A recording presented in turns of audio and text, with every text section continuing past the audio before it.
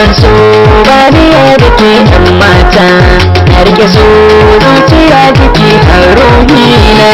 Salamu alaikum masoyana, barkanmu da shiga sabuwar shekara. Sunana Abdul Dan Hausa, sabon mawaki a garin Kaduna, wanda na shirya tsab dan kawo muku sabon album dina mai suna Akan So. Akan So ya kunshi waƙoƙi daɗaɗa ma.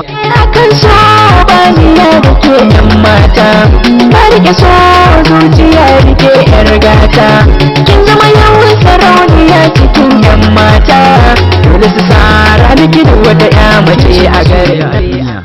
Kice masu ya a duniya, ki zauna ƙaunani, soyayya ta shiga zuciya, na zama zaɓina. Na ba ki kaina kirki za mu zauna, ke ce a raina so ba zan yarda kai ba. Na ba ki kaina kirki za mu zauna, ke ne a raina so ba zan yarda kai ba. Sauransu. Ke ce masoyiyata, na baki zuciyata, in kira ki sarauniyata. Rayuwa sai da ke, ba na san in sake, tun sace zuciyata.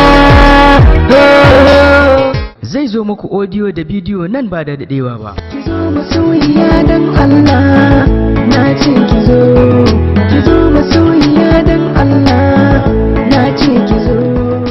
Ƙarin bayani ko shawara za ku iya lalubo mu a kan lambobin waya kamar haka: 070-30-65-6249,